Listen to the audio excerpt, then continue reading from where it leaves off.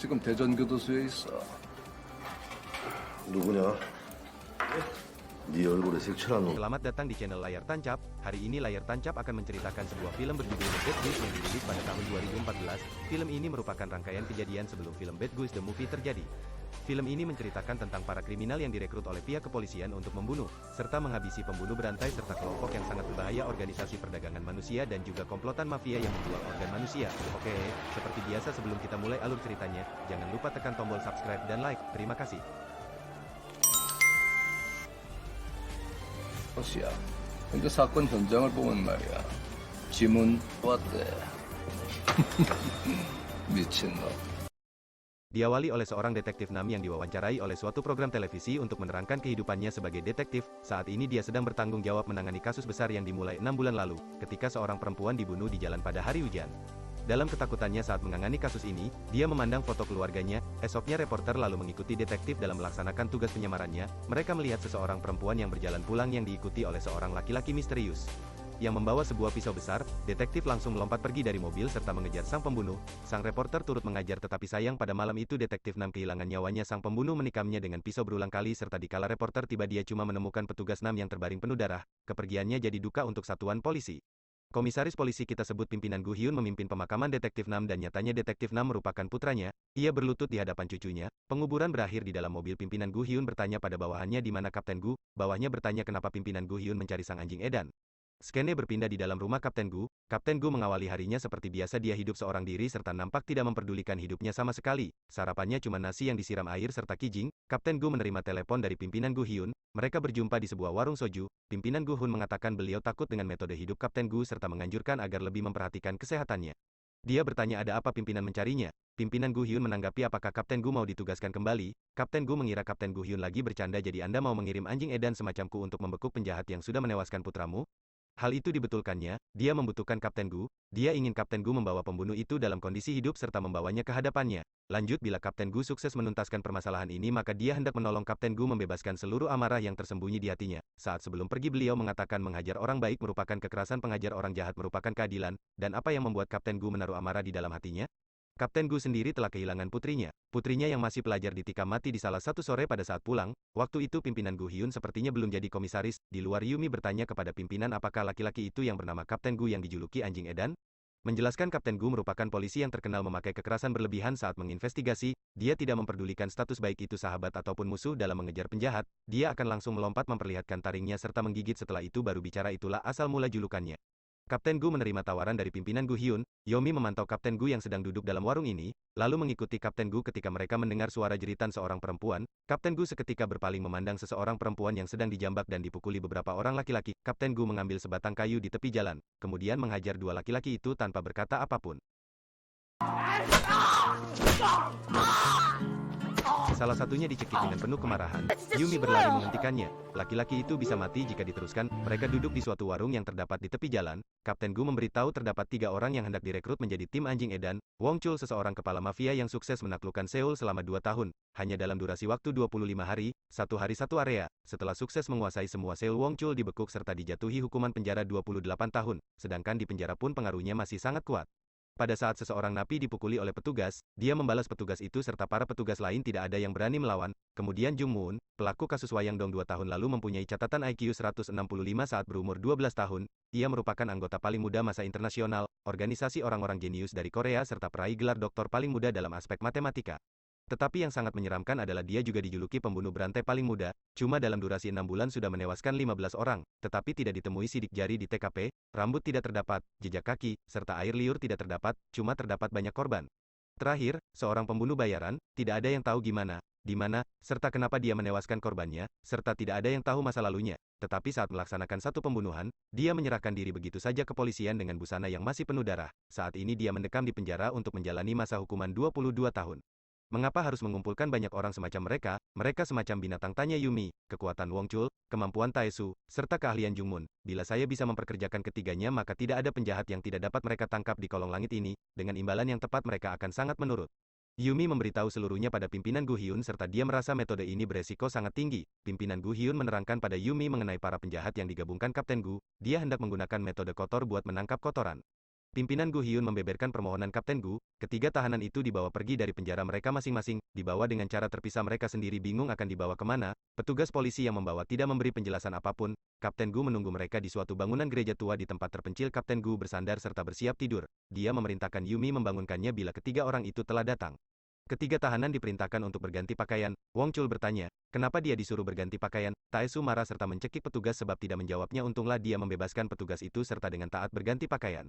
Mereka berdua diturunkan di dekat bangunan gereja, keduanya tatapan pandang serta saling bertanya identitas satu sama lain, tetapi masing-masing tidak ada yang menanggapi. Hampir mereka berkelahi jika Yumi tidak muncul, keduanya bingung, melihat petugas di tempat itu, para petugas membuka borgol, Wong Chul yang bingung bertanya nona siapa Anda, saya merupakan petugas polisi, Yumi, mulai saat ini saya bertanggung jawab mengatur kalian berdua. Yumi mempersilakan mereka duduk kemudian mulai menerangkan permasalahan pembunuhan berantai yang terjadi sepanjang 1 tahun ini, ia membuka papan yang berisi informasi kasus pembunuhan berantai, sejauh ini terdapat 8 korban, Wong Chul bertanya kenapa Yumi menampilkan data itu pada mereka buat apa, kalian harus menangkapnya, tegas Yumi, Wong Chul berdiri dan tertawa serta mengejeknya, cukup Taesu menyuruhnya duduk buat mengikuti penjelasan Yumi terlebih dulu, Wong Chul tidak mau menurut dan justru menentang Taesu serta keduanya justru berkelahi. Yumi menyuruhnya berhenti, mengapa mengakhiri mereka, ini mulai menarik, ucap Kapten Gu yang baru masuk, kamu berdua silakan lanjutkan saya akan penonton sementara kalian berkelahi, Kapten Gu menawarkan pemotongan masa hukuman 5 tahun untuk siapapun yang sukses membekuk penjahat, dia menerangkan pemotongan masa hukuman cuma diserahkan pada orang yang membekuk pembunuhnya, jadi ini merupakan kompetisi antara mereka, siapa ajusi ini pertanyaan Wong Chul pada Yumi, dia bersamaku dan bekerja serta menangani kalian pemimpin tim kita, Kapten Gu. Tetapi terdapat satu hal yang harus kalian jalani, walaupun kalian tidak menyukainya, Kapten Gu wajibkan mereka menggunakan gelang GPS yang bakal berbunyi bila berada di luar radius pengawasan, kali ini Wong Chul yang protes karena gelang ini dipakai kepada penjahat yang mengalami seksual. Masyarakat akan melihat dan memandang mereka penjahat, Yumi mengatakan mereka tidak dapat dalam posisi untuk memilih, Wong Chul tidak mau memakainya walaupun dia tahanan tetapi memiliki hak asasi, kali ini Taesu sependapat. Yumi mencela kembali sekarang bukan waktunya untuk pilih-pilih. Seharusnya kalian berterima kasih dan menerima tawarannya. Wong Chul tidak suka dengan perkataan Kapten Gu. Wong Chul mendorong dan mencengkram kerah Kapten Gu. Kapten Gu mengatakan nasib Wong Chul berada di tangannya, jadi sepatutnya dirimu patuh terhadapku. Yumi mengangkat telepon dan melihat Kapten Gu dengan muka cemas, terjadi sesuatu dalam perjalanan Jungmun. Mereka menjelaskan Jungmun memanglah berhenti karena ingin ke kamar kecil, tetapi polisi cuma menjaga Jungmun ke dalam kamar kecil sedangkan petugas yang lain menunggu di bangunan luar buat merokok. Tetapi Jungmun menabrakkan tubuhnya ke pintu sampai sang aparat terjungkal, dia mematahkan tongkat pel serta mengancam petugas supaya berteriak, sang petugas pun berteriak petugas satu lagi mengikuti jeritan itu, serta segera berlari masuk ke kamar kecil, dia menemukan temannya terkapar di lantai, saat ia meraih senjata, Jungmun keluar serta memukulinya.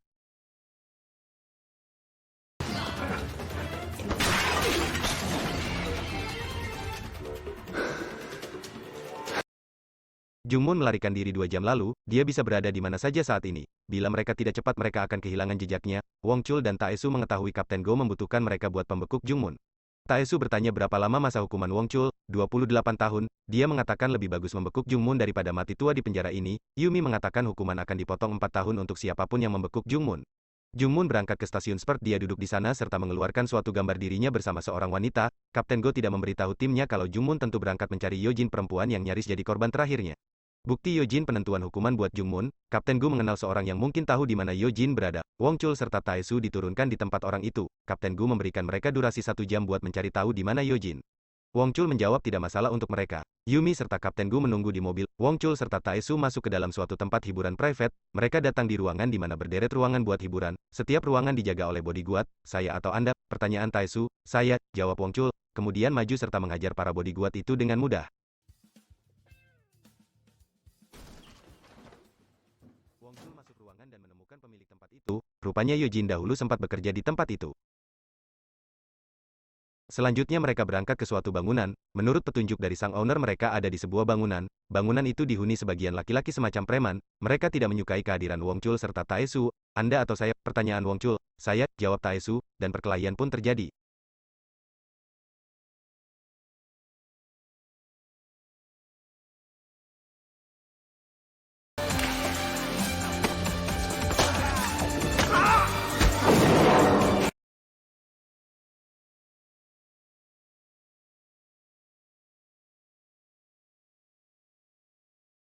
Nyatanya mereka sudah menjual Yojin ke atasan preman lain buat melunasi pinjaman uang. Wong Chul dan Taesu kembali dalam durasi 52 menit. Kapten Gu tanya di mana Yojin, perempuan itu dijual ke tempat yang amat jauh. Di skene lain, Jungmun setibanya di Busan, ia masuk ke dalam taksi, dia sudah tahu di mana Yojin berada serta saat ini menguntitnya, lewat temannya di Busan seorang mucikari, Wong Chul menemukan tujuan serta nomor telepon Yojin. Yojin baru saja tiduran di tempat tidurnya, ketika bel berbunyi, sang penekan bel mengaku, sebagai petugas gas, dengan lesu Yojin bangun dari tempat tidurnya, pada saat bersamaan handphonenya berbunyi. Yumi dengan panik berkata ini dari kepolisian. Yojin mencermati seperti berjalan ke pintu, Anda mengenal Jungmun bukan? Tapi nyatanya terlambat, Yojin telah membuka pintu, serta Jungmun berdiri di hadapannya Yojin yang duduk terikat di lantai.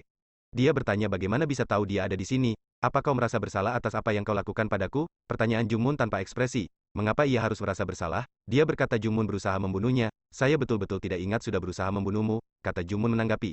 Gimana dengan orang-orang yang sudah dibunuh Jungmun, apakah Jungmun ingat? Dan kilas balik saat Jungmun interogasi polisi perlihatkan potret-potret korban serta menyuruhnya berterus terang. Tetapi di kala itu pun juga, Jungmun mengatakan dia tidak ingat sama sekali, dia juga mengatakan kalau dia tidak membunuh mereka serta dia tidak membunuh siapapun, tetapi Yojin mengatakan dia melihat wajah Jungmun saat itu, Kapten Gu serta timnya datang di gedung tempat Yojin tinggal. Wong Chul serta Taesu mulai berkompetisi buat membekuk Jungmun terlebih dulu, sampai akhirnya mereka berkelahi di depan pintu apartemen Yojin, pintu terbuka tapi yang keluar merupakan seseorang laki-laki India. Kita kembali ke Yojin. Yojin mengatakan sehabis melihat kematian orang tuamu, kau membunuh orang, saat kau tidak menyadarinya. Jungmun nampak marah serta melawan apa yang dibilang Yojin tetapi Yojin mengatakan Jungmun betul-betul sudah menewaskan orang itu, apalagi kau juga menewaskan orang tuamu. Jungmun sejenak teringat ayah serta ibunya terkapar bersimbah darah di lantai rumah mereka, serta dia memegang batu berlumuran darah, sudah kubilang bukan saya. Dia mencekik Yojin, kali ini ingatlah, jangan pernah lupakan kau membunuhku, ucap Yojin. Taesu serta Yumi sudah datang di apartemen tetapi mereka tidak ingin bertindak gegabah. Jungmun di mana Anda? Kami ini timmu. Kapten Gu justru sengaja berteriak sampai terdengar oleh Jungmun. Kapten Gu menembak pegangan pintu, serta masuk. Jungmun memandang Kapten Gu tanpa membebaskan Yojin. Kapten Gu mengancam hendak menembak Jungmun sebab Jungmun tidak membebaskan Yojin. Sekiranya Kapten Gu menarik pelatuk senjatanya, Yomi berteriak mendorong senjata Kapten Gu. Anehnya Jungmun melindungi Yojin dari tembakan dan akhirnya tembakan itu mengenai tangan Jungmun. Dia lompat pergi dari jendela serta jatuh mengenai suatu mobil. Tepat saat itu Wong Chul datang. Di situ Kapten Gu berkata kalau itu merupakan Jungmun. Jungmun merampas suatu mobil serta berupaya melarikan diri. Taesu datang serta merampas mobil yang lewat. Keduanya melewati jalur kecil.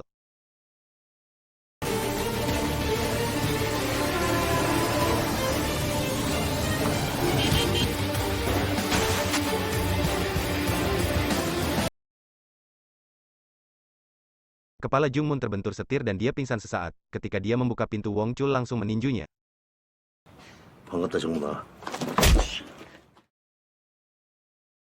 Luka Jungmun telah diobati, dan dia dibawa ke gereja tua. Dia membiarkan Jungmun mendengarkan penjelasan Yumin mengenai tim mereka, kemudian mereka minum di warung dekat gereja itu. Yumi mengatakan kalau dia sesungguhnya ingin mengirim Jungmun untuk balik ke penjara, tetapi Kapten Gu memberitahunya kalau beliau sangat membutuhkan Jungmun.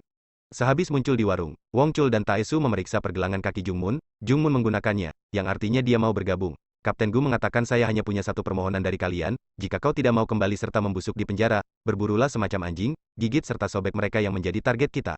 Ayo kita minum dan mulai esok kita hendak menangkap si brengsek yang sudah menusuk para perempuan. Yumi memandang tajam Kapten Gu. Kita diperlihatkan kilas balik obrolan mereka di gereja saat sebelum kehadiran Wong Chul serta Taesu. Yumi bertanya mengapa Kapten memilih 3 orang itu. Yumi sudah menemukan hal menarik. Ketiganya masuk penjara pada waktu yang berdekatan. Dia bertanya apa hubungan antara Kapten Gu serta ketiga tahanan itu. Kapten Gu marah serta membentaknya. Yumi memandang Kapten Gu dengan curiga, sedangkan Kapten Gu memandang Jungmun serta tersenyum licik.